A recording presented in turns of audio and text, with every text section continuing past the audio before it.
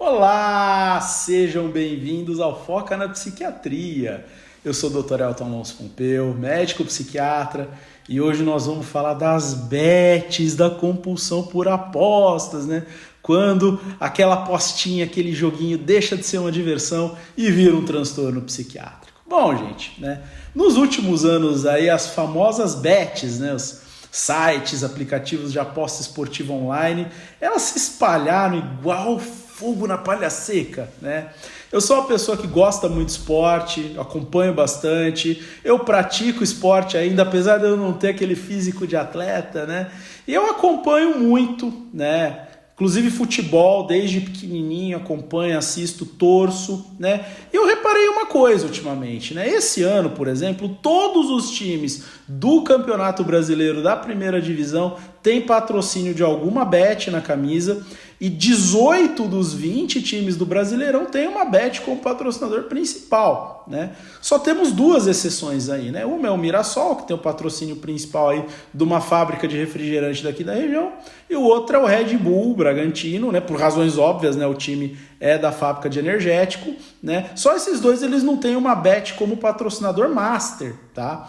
Elas já são as patrocinadoras principais dos campeonatos do Brasil e alguns, né, aí ao redor do mundo. E, né, ano passado, até na Série B, né, que eu vou pegar de exemplo, porque eu acompanhei muito, né, porque tanto o time para o qual eu torço desde jovenzinho, né, vocês podem ver pela maquete da Vila Belmiro aí em cima, né, infelizmente ultimamente é o Santos, quanto o time que eu acompanho e torço em estádio, né, que é o Mirassol. Cidade é vizinha daqui de São José do Rio Preto, né? Da onde eu falo, onde eu tenho meu consultório também, né? Esses dois jogaram a Série B ano passado e lá eu reparei que também as bets já eram o patrocinador maior do campeonato, né? E aparecia aí junto, inclusive nas placas de publicidade do campo, até site de prostituição, né? Então, ou seja, as bets e outras coisas problemáticas que viciam, elas têm sido promovidas o tempo todo, né? No intervalo do jogo, é na placa de publicidade, é propaganda de rede social e até fala de influenciador, inclusive, né? Virou até CPI o negócio, né?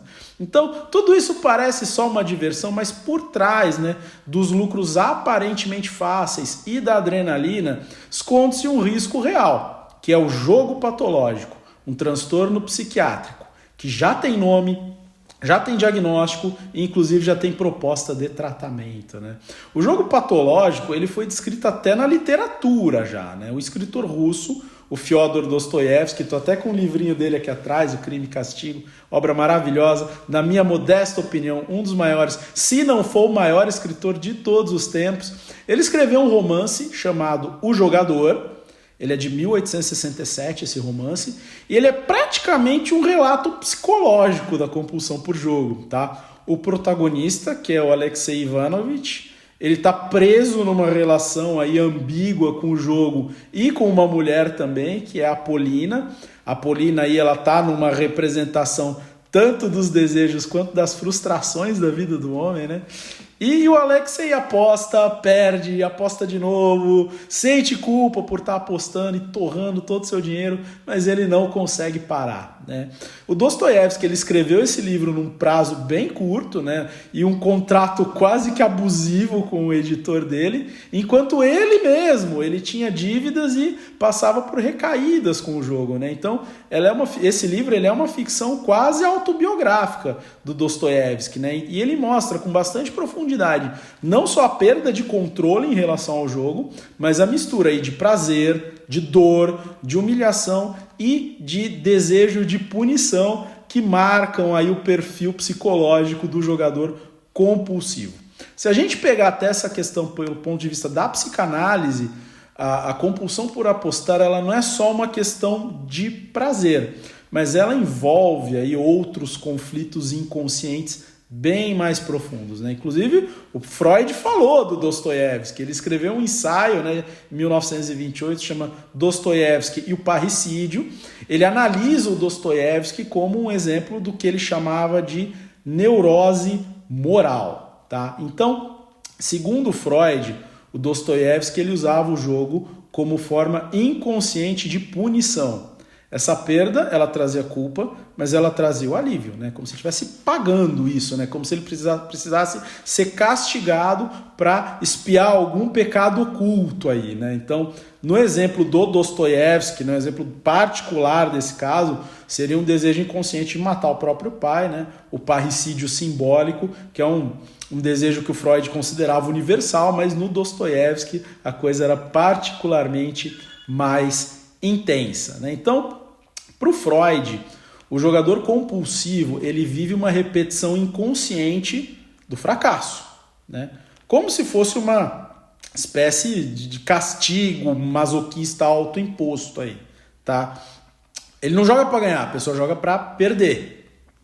E essa repetição compulsiva, né, que tem um nomezinho em alemão, vocês me perdoem, o alemão horrível, chama Wiederholungszwang, né? Perdoem a minha tentativa de falar alemão, tá? Então, esse é um conceito chave do Freud, né? No qual essa repetição compulsiva, ela tá ligada à tentativa de dominar simbolicamente um trauma ou uma perda primitiva, né? Outro cara famoso da psicanálise, né, o Jacques Lacan, seguindo nessa mesma linha de raciocínio, tá? Ele vê no jogo uma busca aí do sujeito para lidar com uma falta estrutural, né, com alguma coisa aí que nunca se preenche, mas, né, o jogador compulsivo ele acredita que na próxima aposta essa realização, esse preenchimento pode acontecer, né? E aí, um spoiler, tá? Isso nunca acontece. Então, o que é o jogo patológico, afinal de contas? O jogo patológico ele é um transtorno psiquiátrico reconhecido pela Associação Americana de Psiquiatria lá no manual, na DSM-5, desde 2013, tá? E esse transtorno ele aparece com o nome de transtorno de jogo, né? Me perdoem o inglês ruim, o gambling disorder, tá? Ele está inserido nos capítulos aí dos transtornos relacionados ao uso de substâncias e aos transtornos aditivos, tá? Ele entrou nesse capítulo. Ou seja, embora o jogo patológico ele não envolva substâncias químicas, o comportamento compulsivo ele funciona, né, em termos neurológicos de uma maneira muito parecida com o vício em drogas, tá? Então, como que as bets fazem isso? Como que elas te viciam? Como é que o cérebro entra em modo cassino, né?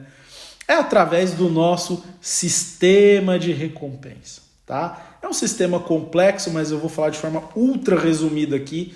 Toda vez que você ganha uma aposta, ou que você quase ganha, e quase ganhar é até mais viciante do que você ganhar a aposta, teu cérebro ele libera um neurotransmissor chamado dopamina, né? Que é o neurotransmissor do prazer e da recompensa, tá? E esse mesmo processo de liberação de dopamina como recompensa, ele está envolvido no uso de drogas, né? A cocaína aí é o grande exemplo, né, da liberação de dopamina para recompensa. O problema é que o nosso cérebro ele começa a associar o risco da aposta ao prazer e esse reforço positivo alimenta o comportamento compulsivo, né? A gente sabe que nas bets aí o risco ele é constante, o retorno é rápido, né? E os sites aí, eles criam um ambiente muito estimulante, né? Então isso cria uma tempestade perfeita aí para ativar esse circuito de forma descontrolada, a coisa ela vira uma bola de neve e não para de crescer. Além dessa questão, né, de recompensa cerebral, tem um erro também bem comum e bem perigoso, que é que tem uma galera aí que acredita que apostar seria uma forma de investimento, né? Como se fosse parecido aí com operar bolsa de valores, por exemplo, né? Mercado de ações. Mas essa comparação ela é bem enganosa, tá? Então, as apostas elas não são investimento, né? A aposta ela é um jogo de azar. Então, mesmo que você vai lá, estude estatística, né, joga aí na inteligência artificial, faça análise de dados, use planilha, né? Fator sorte, o fator imprevisibilidade, né? São imprevisíveis esses jogos, né? Então, esses fatores eles são centrais, né? Então, diferente dos investimentos reais, né, onde você consegue medir o risco é regulado, né? Nas apostas, a lógica ela é de excitação e não da razão, né? É o prazer e não a racionalidade. Então, esse tipo de auto-engano é justamente o que alimenta esse ciclo de compulsão, Porque isso mantém uma ilusão de controle, né? E a ilusão de controle é uma das engrenagens principais de qualquer vício, né? Você achar que vai controlar aquilo em algum momento e você não consegue, né? Além disso, essas plataformas aí online de aposta, elas usam algoritmo, elas usam aí as interfaces gráficas para te manter engajado, né? Num ciclo aí de você ganha um pouquinho, aí você aposta de novo, aí você perde bastante e continua tentando para recuperar aquilo que você perdeu, pensando que você vai ganhar aquilo de novo. E o jogo, raramente vem sozinho, né? Existem pessoas, né, em especial quem tem algum outro transtorno psiquiátrico, que são mais propensos a viciar em jogo. Então, por exemplo, né, de algumas situações, né? Então, quem tem depressão é mais propenso por causa da frustração constante na vida, do isolamento, né, da sensação de culpa também após as perdas financeiras.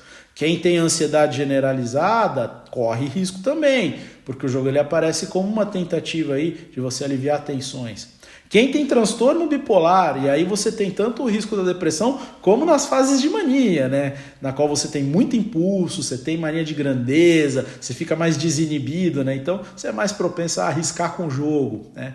Quem tem TDAH também, o nosso famoso transtorno de déficit de atenção e hiperatividade, porque são pessoas que têm uma característica mais impulsiva e precisam de estímulo constante, e a BET te dá isso, né? E quem tem os transtornos relacionados aos usos de substâncias, né, as dependências químicas, né, já que tanto, né, o álcool e as drogas eles podem andar lado a lado com o comportamento de aposta, né, e pela propensão natural que essas pessoas elas têm de desenvolver um processo de vício, um processo de dependência, tá?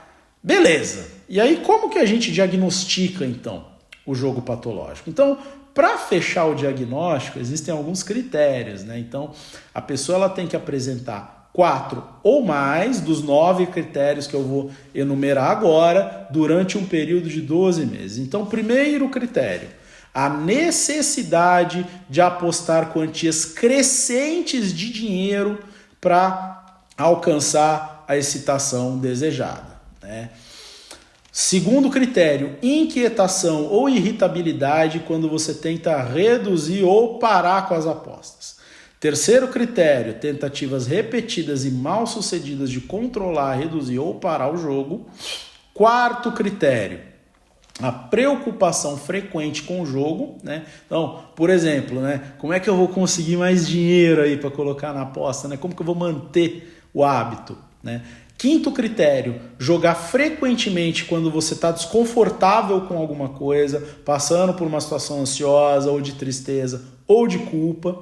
Sexto critério, tentar recuperar as perdas financeiras apostando mais, né? Que é o famoso comportamento aí de perseguir as perdas, tá? Critério número 7, mentir para você esconder que você está envolvido com o jogo, né? Esconder por vergonha. Critério 8º, prejudicar ou perder relacionamentos importantes, emprego ou oportunidades acadêmicas e profissionais por causa do jogo, né? Famoso critério do prejuízo pessoal e social.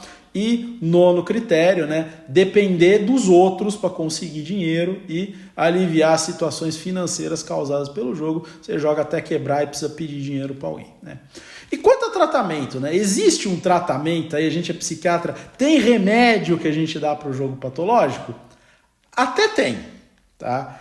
A base do tratamento do jogo patológico ainda é a psicoterapia, tá? Mas alguns medicamentos têm mostrado aí alguns resultados, especialmente nos casos, né, que o jogo compulsivo ele vem acompanhado de outros transtornos, né? Como a depressão ou transtornos aí de controle de impulsos, né? Então, algumas classes a gente pode usar aí, por exemplo, os inibidores seletivos de recaptação de serotonina, né? Alguns aí conhecidos, a fluoxetina, a sertralina, o estalopram, né? Eles podem ajudar a reduzir sintomas obsessivo-compulsivos, né? Dentro de um contexto aí de toque, reduzir a ansiedade e reduzir a impulsividade que frequentemente acabam acompanhando o jogo patológico, tá? Então são medicações especialmente úteis quando existe um componente aí ansioso ou depressivo associado, tá? Outra classe são os estabilizadores de humor, né? Então né? Aí os mais conhecidos, o lítio, ácido valproico, eles são indicados quando você tem uma suspeita aí de bipolaridade associada ou de grandes flutuações aí de humor que intensificam a compulsão, né? Os estudos aí eles têm mostrado que o lítio ele pode reduzir episódios de impulso descontrolado por apostar, tá? Mas o lítio é uma medicação que tem que ser feita por psiquiatra e sempre controlada, né, com exames de sangue, né? Então, outra classe são os antagonistas opioides, talvez aí os mais promissores das medicações, né? Grande exemplo aí que a gente tem no Brasil é a naltrexona, tá? E eles ajudam a inibir justamente esse ciclo de recompensa. Eles atuam diretamente na inibição da sensação de prazer ligada à aposta, né? Então, atuando diretamente aí no circuito de recompensa do cérebro, eles reduzem a euforia que você sente ao apostar e dificulta o reforço do comportamento, cortando aí pelo prazer por baixo, né? Existem os agentes também dopaminérgicos moduladores, né? Por exemplo, a bupropiona, que ela atua sobre a dopamina diretamente a noradrenalina, né? Esses medicamentos ele vêm sendo testados para casos aí de jogo com forte componente impulsivo, mas resultados ainda mistos e o que é mais importante, tá, gente? Nenhum desses medicamentos cura jogo compulsivo, jogo patológico, mas eles podem reduzir os impulsos, aliviar os sintomas, né, dos transtornos associados aí, facilitar também o engajamento da pessoa na terapia e não custa lembrar, o uso dessas medicações ele deve sempre ser avaliado e acompanhado por um psiquiatra, tá? Então, de forma geral, né, o que a gente pode fazer para melhorar esse problema, tá? Primeiro, existe saída sim para o jogo patológico, né? A primeira coisa que a gente tem que fazer é reconhecer que o problema existe, né? E depois buscar ajuda profissional, né? A psicoterapia principalmente, né? Em especial a terapia cognitivo-comportamental e as abordagens psicodinâmicas, né? Eu acabo falando um pouco mais dessas, porque essa é a linha que eu conheço um pouquinho melhor, né? Por formação, por estudo, né? Existem os grupos também, como os jogadores anônimos, né? E, em alguns casos, né, a medicação psiquiátrica feita de forma adequada, monitorada, com acompanhamento do psiquiatra, tá? E além do tratamento individual, a gente precisa fazer o debate do impacto social e psicológico, tá, dessas plataformas de aposta, especialmente quando elas são expostas aos públicos mais jovens e às pessoas que são mais vulneráveis, né? Então, a primeira tarefa é a gente fazer o que a gente está fazendo, né? Que é educar, que é espalhar informação, para que as pessoas não caiam nas armadilhas que as bets às vezes apresentam, tá? Se as pessoas elas estivessem melhor informadas sobre o problema que é o jogo patológico, que é um tremendo de um problema, ele destrói a vida da pessoa, a gente não estaria começando essa discussão lá em Brasília, né, com as CPIs da vida, né, com essa perguntinha aí que o pessoal da política adora fazer para mandar na gente, né, que é, a gente proíbe ou a gente não proíbe? A questão vai além disso, né, ela precisa ser abordada por todos nós como sociedade, né, e não terceirizada aí para os políticos, né, a gente sabe que, né, infelizmente aqui no Brasil nem sempre os políticos defendem os nossos interesses, né? Então a gente não pode dar para eles ainda mais poder para mandar na vida da gente, né? Então a atitude aí de entrar nas bets ou de querer correr o risco que elas apresentam, ela precisa ser pensada, tomada por cada pessoa, né? Numa sociedade madura, é isso que a gente deveria fazer. Cada um se informar e pensar por si na questão, né? E quem se preocupe, quem reconhece o problema que é o jogo patológico e que as bets estão facilitando isso, tem que tentar espalhar as informações corretas por aí, igual a gente está tentando fazer aqui nesse canal. Então, é isso por hoje. Vocês gostaram do vídeo? Então, deixa o like, se inscreve no canal e fica ligado nos próximos temas. Até a próxima, pessoal!